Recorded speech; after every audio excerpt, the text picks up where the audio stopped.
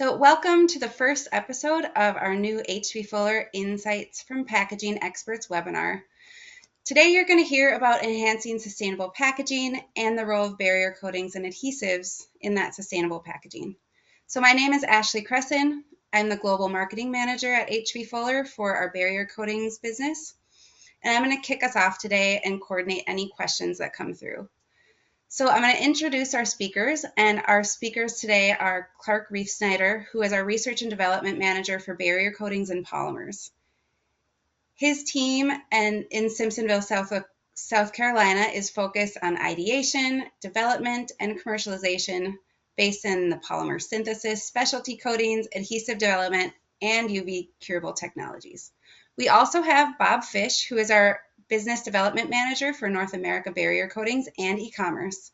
He brings 30 years of experience in the consumer product packaging industry and is a really collaborative partner with a deep understanding of packaging performance, production processes, and sustainable solutions. So we're really excited to have both of you.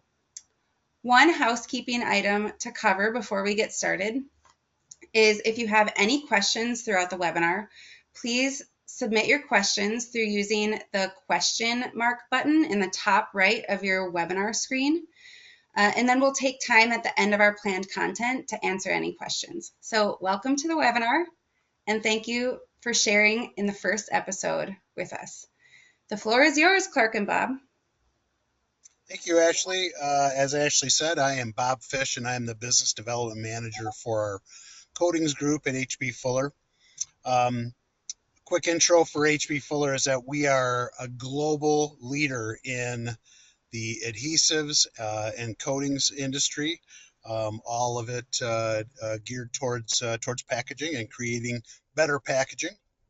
Our global headquarters are based near St. Paul, Minnesota, but our operations are very global, with 38 technology centers around the world and directed with over 500 field and lab-based technical experts. We have 71 manufacturing factories, which produce thousands of different adhesives that we sell to our customers in more than 125 countries across the world. And we've been doing business for over 135 years. In the past decade, we've experienced the most dynamic growth in our long history. So let's get into to talking about what our content's going to be for today.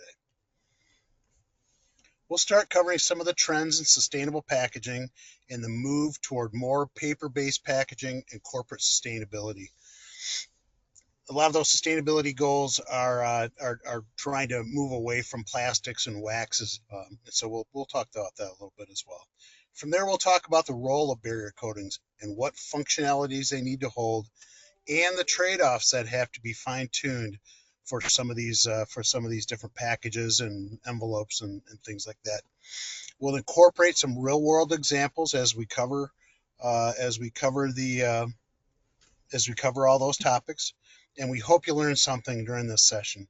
Please use the chat feature to ask questions at any time, and we'll be answering those questions at the end of the webinar. All right, so let's jump in.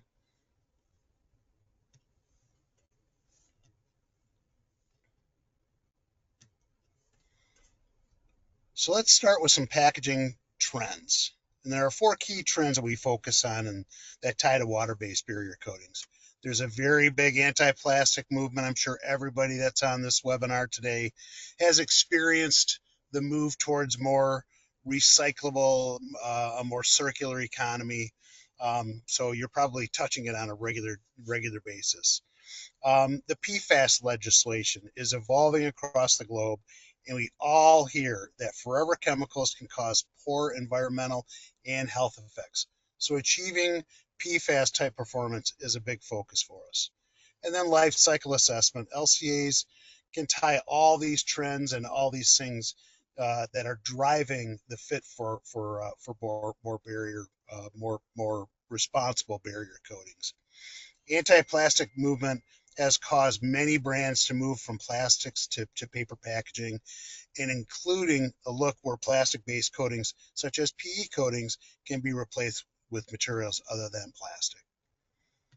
Some of the trends that we're seeing, or some of the headlines that we're seeing out there for sustainable packaging, have played a big part in why companies are making these aggressive sustainability targets for themselves. Let's take a look at some of these recent press examples of headlines around the sustainability goals. A few takeaways we get while looking at the headlines around these trends is that it's alive and buzzing, and consumer demand is driving. There is some success in the market, but there are many headlines indicating challenges in original deadline or changing dates in the target metrics. And seeing delays to 2025 targets is that sustainability is challenging, and we're challenged by it every day. Many of the consumer product companies that I deal with had original goals of 2026 for to reach certain metrics within their circular or their recyclable content, and many of those are being moved out right now. But that's not necessarily to say that they haven't made progress, because they certainly have, and they put some very aggressive targets into place. These examples just showcase how industry leaders have made significant targets to reduce their environmental footprint, and they certainly have made strides. But let's face it, they still have a long ways to go.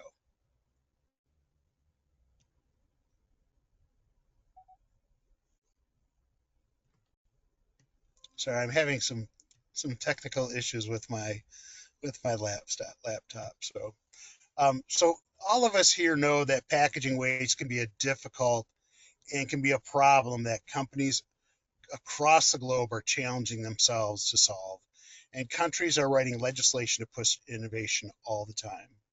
When we take the trends we've covered around sustainable packaging and the headlines we're seeing, a key conclusion is that sustainability targets aren't simple to achieve. It's a balance of performance, consumer acceptance, technology, and sustainability metrics. And let's face it, it comes down to dollars and cents too. Recyclability always sounds like a great goal, but when you start looking at the economics, it can be very difficult. So we're always striving to try to find the most um, economical solutions that we have out there. So with all of that, I'm going to turn this over to Clark Riefsteiner. He's going to talk about barrier coatings technology, what it is, how it performs, and has an impact on the trends that we've discussed. Clark, take it away. Yeah. Yeah, thank you, Bob. Yeah, so I'm going to walk you through kind of, you know, how do you take paper that inherently doesn't have properties to repel things and add functionality to that. And, you know, and as you know, plastic is ubiquitous in the marketplace right now. It's inexpensive and it's a fantastic barrier. So how do you kind of break that down into pieces and designate certain functionalities to certain targets that you have to hit when you're developing these to have them meet their end goal? And as we go through it, one of the big ones that we come across is grease resistance. This is especially important in multiple types of food packaging. Everyone's favorite is getting fast food from the store or in the drive-through line. You set it in your lap, and all of a sudden you got a big old stain on your pants. So one of the real goals of this is withholding the grease on the surface of that. And this can impact the user experience in multiple different ways. One of them just being purely visible. Is it stating your packaging? Is it transferring to the outside? This can, if you have something sitting on a shelf in the store, is it actually bleeding through the bag or the container that it's going through? Is it staining during transit? Well, is that going to cause slip issues or leakage issues? If this is going into frozen or microwavable type containers, you don't want it leaking out during the heat up process or bleeding out onto the counters as you're using these. The second most important property that we come across is water resistance for this. And, you can really kind of view that in two ways. One of them is keeping the water inside the container. That's easily applicable in something like a drinking cup, or if you're trying to store, meat or some other type of substance that has water in it. You're going to need a coating that can repel liquids at colder temperatures and at hot temperatures, like hot coffee cups and those kind of things. And then you have the measure of, how do you keep the liquid out? That's, easy way to understand that's the e-commerce market. As everyone's seen over the past couple of years, everything's has been transitioning away from your plastic mailers to paper mailers. And if you're anything like me, this don't always make it to under a all the way to your front porch, and sometimes end up on the front or your side of your house getting rained on. And how do you protect the packaging in there to make sure that things are not getting damaged as you go along? And when we talk about water resistance, the kind of the industry term you hear is COB, and that's the measure of water resistance over time. And if you want to take that a step further, you can get into what's called MVTR or WVTR. When you're looking at the moisture vapor transferring through a package, and this can, really this is defining long-term storage and freshness. Easily seen in something like a concrete multi-wall bag, where obviously you want your concrete to remain a powder over time and not turn into a block of concrete when it's being stored. And can go into, like the hygiene space as well, as they're trying to get rid of the plastic that diapers are being stored in. You obviously, if you have a super absorbent inside a diaper, if there's a lot of residual moisture coming through, it will start to absorb that. It could potentially set off indicator strips, so you want to minimize that. And a real key area is obviously for food packaging and freshness. The ultimate goal of replacing plastic is to make less waste and have it be a sustainable product. And if so, therefore, you need to keep it fresh and not have food spoilage involved in that, or you're really not meeting the goal that you intended to meet at the start of this. And as we talk about, some of the other properties of this, is adding functionality to the coating itself. If you look at most plastics have, specific melting points on them. So the goal is, for some applications, is how can you create a coating that also has these inherent heat seal properties built into it. It needs to be as strong as a typical bond, whether it's instantaneous heat seal while it's still hot, or building strength over time to have the fiber tear when you're done with that. And then the ultimate goal of this is obviously recyclability. How could you put a coating on a paper and have it recycle? There's when you look at this, really what you're talking about is the fiber yield of your package, and how can you have this type of coating that you're on there separate out and put back into the recycling stream. Depending on what metric you're using, you're generally going to be looking at 85-80% yield is what you want. Obviously, the higher the better on there. Some of the spaces like the wax coated boards for poultry and those kind of things really inhibited the recycling process. Very hard to separate from the fibers at high temperature, as well as coating the equipment and during the process. So the focus is how can you add something on there that's functional at usually putting much less down than a traditional plastic that would go on there, and then have it cleanly separate so you can reuse that fiber over and over again in your recycle stream. Yeah. And now just going to kind of walk you through a barrier coating in action.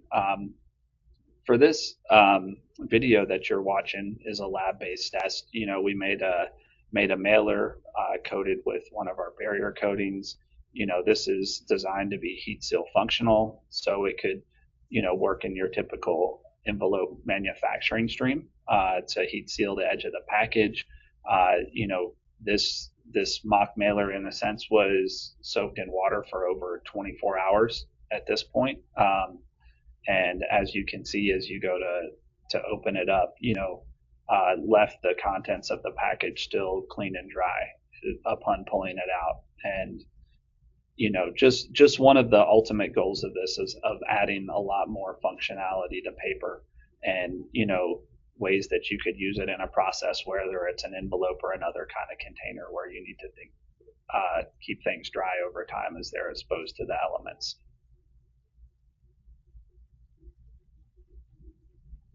So Clark's had an opportunity to talk about key performance indicators, functionality of the barrier coatings. But you know that there's plenty of real world cases that we could talk about, and the example I'm going to share is actually a lot more common than you'd think. When a barrier coating has good barrier properties, but it does come with some trade-offs. And in this example, a customer came to us, pretty much as we are a pretty large adhesive manufacturer, and it is our bailiwick. But they were having issues with a corrugated package that when they were putting the barrier coating down, they basically weren't able to find a glue that would stick to it and keep the packages closed. So they were having some downstream issues with boxes breaking open, which kind of affected their productivity, was affecting their return rate. So they had some pretty consistent issues with glueability that really needed to be taken care of as soon as possible. So we were able to come up with a solution for them, but basically it came down to them having to go to a more premium adhesive that, well, quite frankly, didn't really fit in very well with their budget. But I guess the message here is that packaging makers across the globe, they often go to a lot of different measures to make these barrier coatings or make their barrier coatings and their adhesives work together. Some of the different things that they would do could be called glue assist, where they actually perforate the glue edge of a package. They actually may sand off the coating itself where it's applied to the package, or they'll try to do some type of a pattern coating.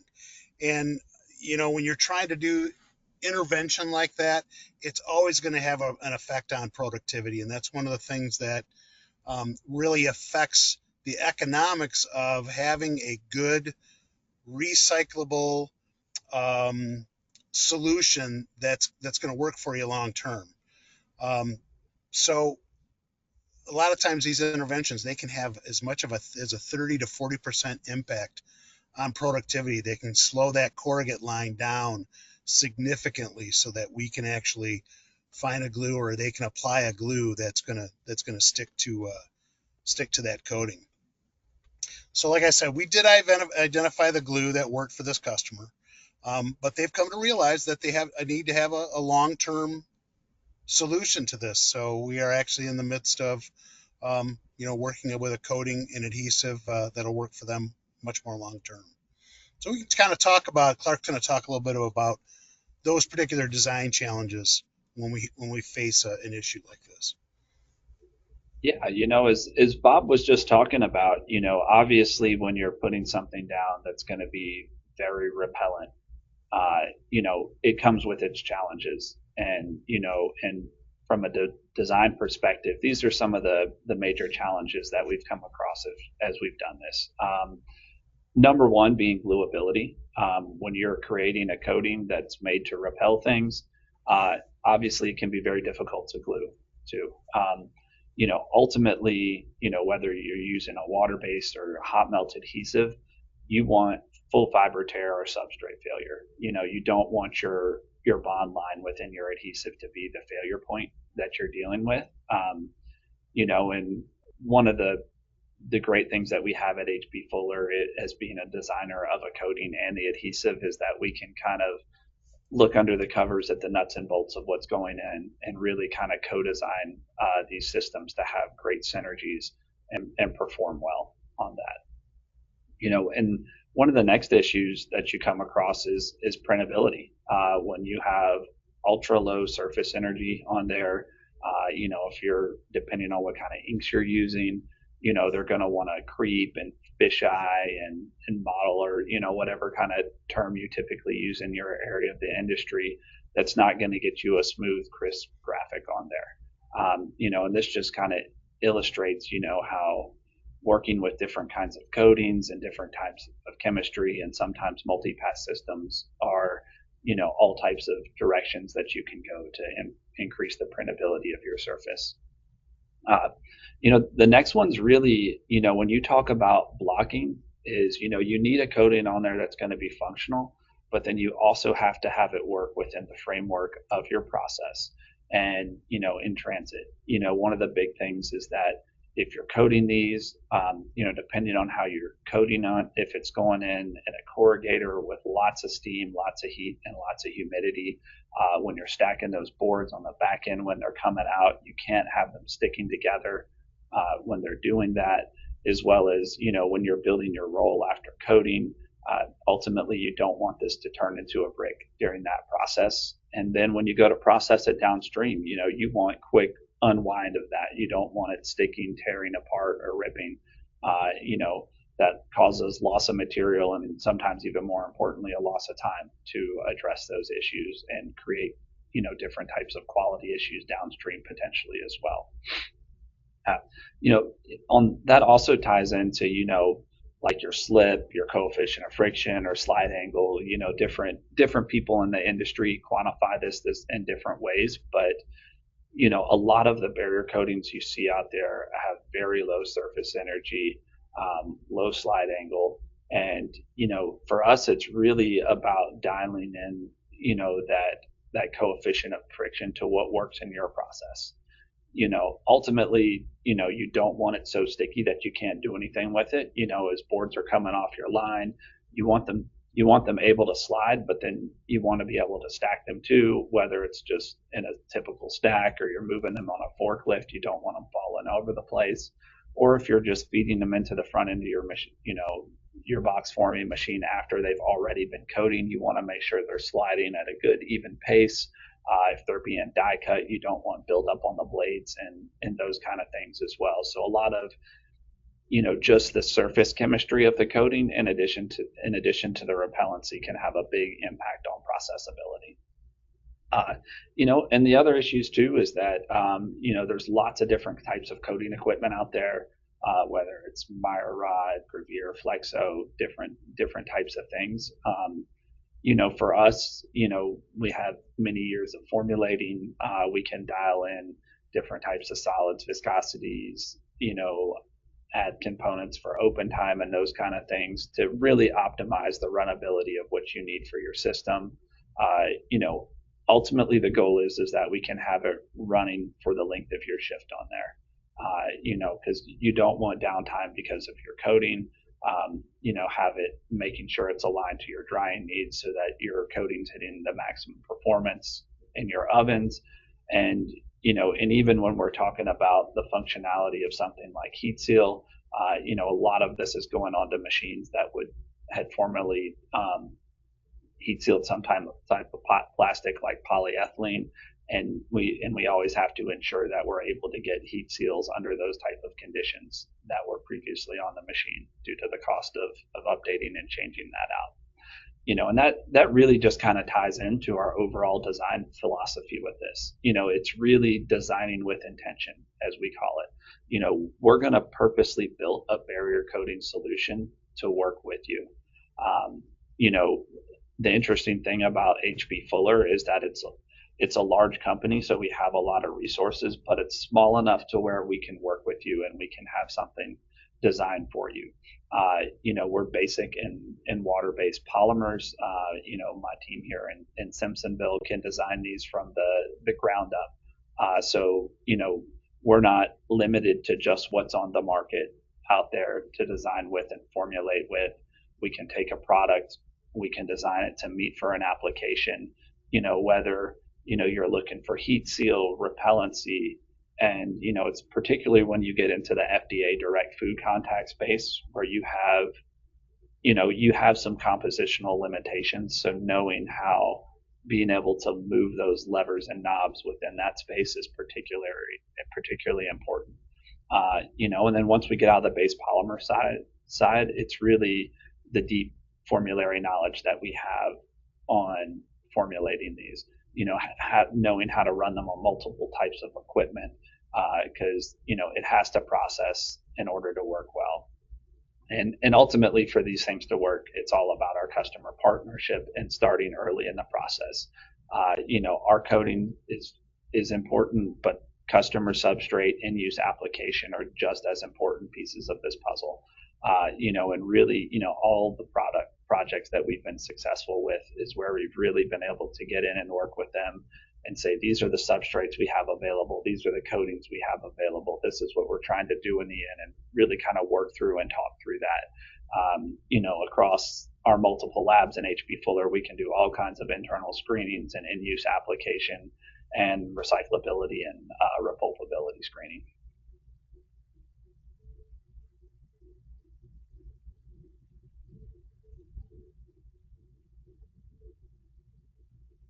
And you're on mute, Bob. Sorry. I am sorry about that. Anyway, who hasn't been caught by that one? As Clark had said, it's so important for us to have customers involved as we're developing these formulas and things like that. So we have just found it to be invaluable to be able to have customers involved. In fact, one case I can think of is we had a very large packaging maker here in North America that came to us looking for a coating and adhesive solution that would work together and wouldn't have a huge impact on their productivity, but would help them eliminate wax and plastics, would still offer great gluability without the need for any of these enhancements that we had talked about, like glue assist or sanding or pattern coating. And then be able to hit their CPQs at the lowest coat weight possible and still achieve those CPQs. So these are great cases, or this was a great case where we worked really well with the customer, with their team internally, and our team in R&D and technical support, their customers R&D team and their actual product production people, to come up with a really good formulation. And they worked with us all through the formulation, the testing, the in-house trial, and it allowed us to create a great solution that met those needs that they were looking for production, package protection, and sustainability. This is a great example of intentional performance design.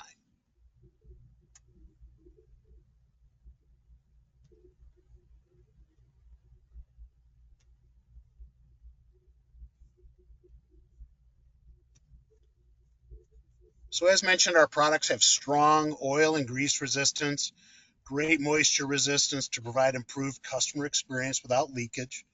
It has an easy to apply, uniform, consistent coat that reduces material consumption, paper waste, and claims and improve overall productivity. This is something we can benchmark with you and compare to competing water-based coatings with your substrates. Compared to our competitors, our adhesives that we're manufacturing can ensure that our adhesives bond well to those coatings. And we know that competitor water-based coatings can really struggle with this gluability. So thank you for joining our session today.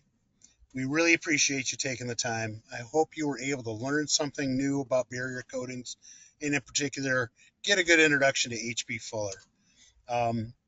And we can take the next few minutes to pose some questions to our panelists, to me, Clark, Ashley. Feel free to type anything in and ask any questions that you might have. Great. Well, I know we're running close to our ending time, so we'll take one quick question. If you have questions, because we have a couple that aren't answered, please follow up with us or let us know, and we can make sure we get those questions answered. So the only one I'll ask quickly is, can you share any details about paper-based packaging that needs an oxygen barrier? Yeah, when you start to get into oxygen barrier, there's a couple different solutions that you can look towards. Many of those have been around a little bit longer and are kind of known technologies. When you start to get into MVTR, your moisture vapor transfer rate, or OTR, your oxygen transfer rate, many times those involve multi-pass systems. to achieve those goals. So you're usually putting down a coating that might be your oxygen barrier, and then another barrier on top that would be your NVTR barrier, and that would also be kind of your oil and grease barrier that and usually contribute to heat seal. So it's really just kind of, as we talked about, taking a substrate and a multiple coating approach to achieve those goals. Great, thanks, Clark. I think that's certainly something we can partner on in development. Every case is a little bit different as far as needs go. So I want to say thank you for everyone for joining us today. If you have questions that didn't get asked, I had a couple I wasn't able to address today, please reach out. We also have QR codes here to reach out to Bob Fish or Luis Oliveira. On our Latin America barrier coatings team, you can use the QR codes to contact either of them. But we're so happy that you joined us for our first episode of this new webinar series. Thank you so much from all of H.B. Fuller. Thank you, everybody. Thank Hope you. to talk to you soon.